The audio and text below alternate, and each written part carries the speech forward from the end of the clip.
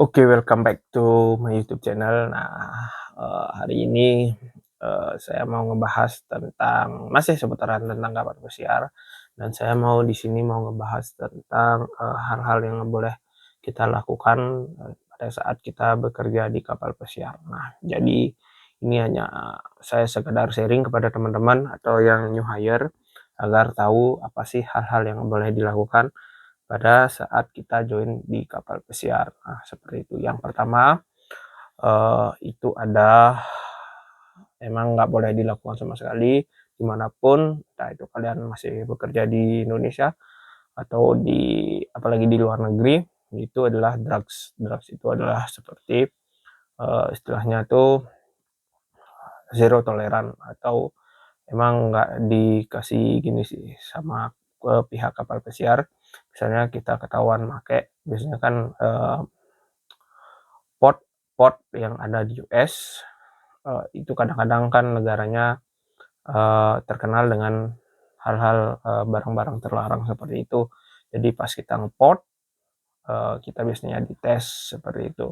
Kita, agar tidak terjadi hal-hal yang tidak diinginkan, makanya dilakukanlah hal seperti itu. Jadi buat teman-teman, diusahakan jangan, seperti itu.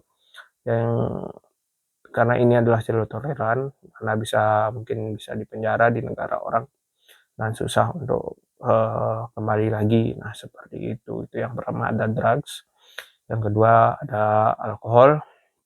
Nah, di mana, kru kapal itu diperbolehkan minum, tapi dengan catatan. Nah, dengan catatannya itu adalah batas maksimal berapa, sih yang boleh kita minum, seperti itu kan. Kalau di kapal pesiar saya yang tempat saya bekerja dulu, itu untuk, on duty atau pada saat kita sedang bekerja, batas minum atau alkohol, testernya itu adalah 0.04 atau jadi sekitar 4 atau 5 botol. Nah, bir dan sekitar satu gelas wine. Nah, seperti itu untuk on duty. Nah, untuk off duty biasanya 0.05, itu seperti pas kita saat selesai kerja kan kadang kita lancong ke kru bar seperti itu. Nah, biasanya juga, eee, pas, yang bahaya itu pas kita keluar, misalnya pas kita keluar diajak temen, minum, nah belinya itu liquor seperti itu, seperti, minuman-minuman beralkohol tinggi seperti 40% ke atas. Nah, itu yang bahaya. Nanti kita, pas ini dari pengalaman saya, dulu itu ada kru, di luar dia minum, entah apa yang dia minum, sampai jalan pun nggak bisa. Akhirnya, hampir ditinggal kapal dan ID-nya diminta oleh security. Habis itu dicek alkohol, eee, nunggu embarkasi, karena alkoholnya sudah lebih sekali. Habis itu embarkasi lalu dan akhirnya pulang. Jadi buat teman-teman, karena kalian itu kan sudah susah-susah, apply ke kapal pesiar, jangan sampailah seperti itu gitu loh. Jadi sampai kapal ya lakukan yang sewajarnya saja, beli-beli minuman tapi jangan sampai berlebihan. Nah, seperti itu. Itu yang kedua. Yang ketiga itu adalah harassment atau, istilahnya itu pelecehan. Nah, seperti itu. Jadi buat kru, atau teman-teman yang akan join, jadi ini adalah juga zero tolerance, even itu, jabatan kalian tinggi atau, itu nggak berpengaruh sih, nggak akan yang ada ngelindungi kalian, seperti itu.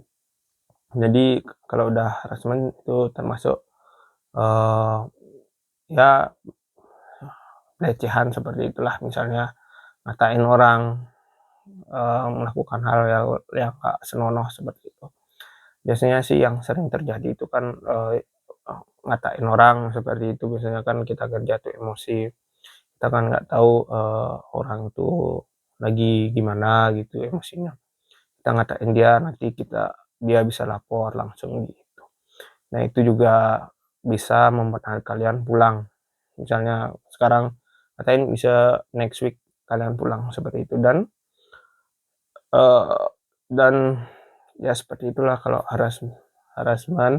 Habis itu yang keempat itu ada berkelahi. Nah, jadi buat teman-teman kru kapal pesiar itu sangat dilarang kalau berkelahi. Jadi kalian tuh bisa pulang karena hal-hal seperti ini kan emang sih kadang-kadang kalian capek, tapi ya emosi, kadang-kadang emosi seperti itu. Tapi ya harus ditahan juga. Tapi beda cerita kalau misalnya ada tamu yang berkelahi, itu beda. Kalau tamu sih nggak apa-apa karena mereka kan bayar gitu loh. Mereka kan bayar, jadi nggak apa-apa lah kalau mereka tuh berkelahi seenaknya gitu, nggak lah sampai gitu kan. Tapi kalau kru ya pasti dipulangkan seperti itu. Di situ eh, ada bolos kerja. Nah, bolos kerja itu juga ada beberapa kru yang dipulangkan gara-gara bolos kerja. Nah, jadi buat bolos kerja biasanya itu emang nggak kerja sama sekali.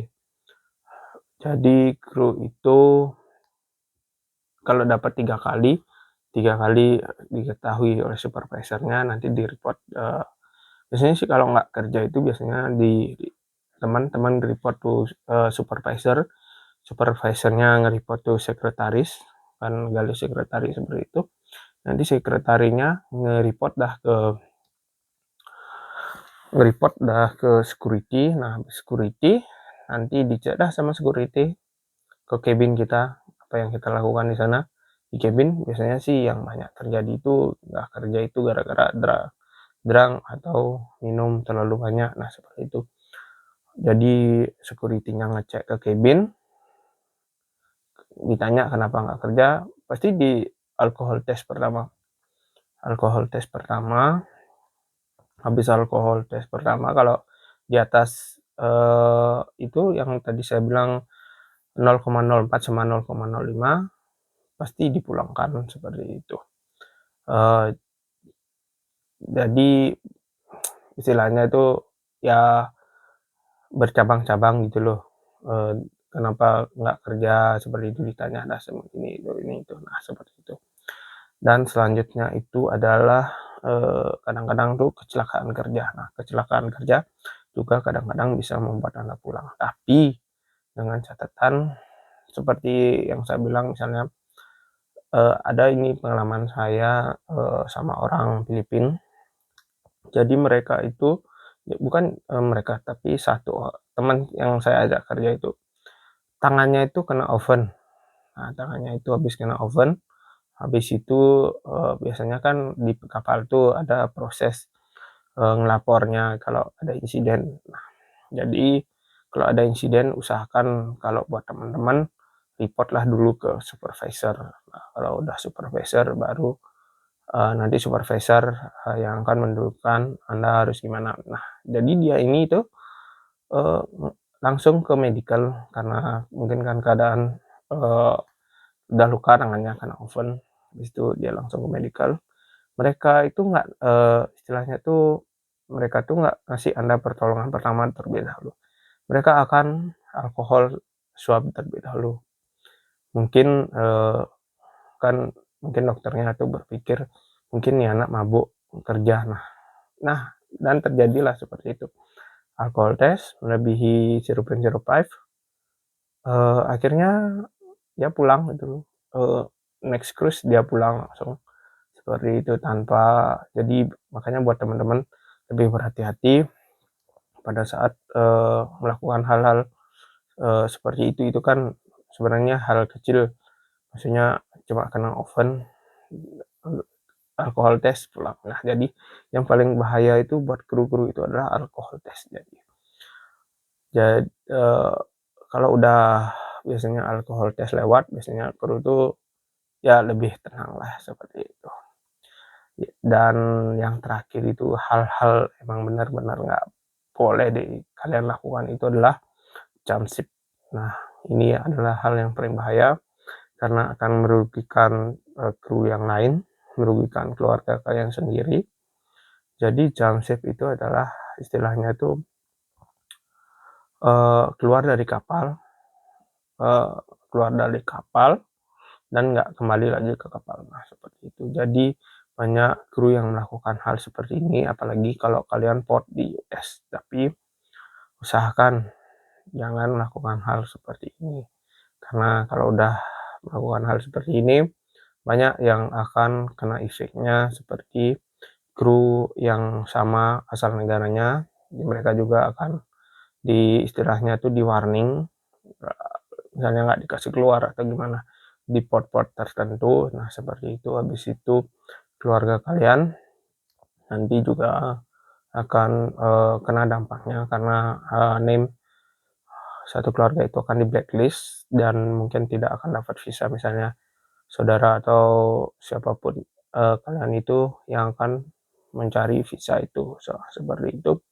Jadi itu adalah beberapa dari yang bisa saya sharing kepada teman-teman semua tentang hal-hal yang nggak boleh dilakukan pada saat kalian bekerja di kapal pesiar. Semoga video ini membantu kalian semua, dan kalau kalian pengen tahu tentang video-video yang pengen emang kalian tahu, silahkan komen di bawah, dan see you in the next video.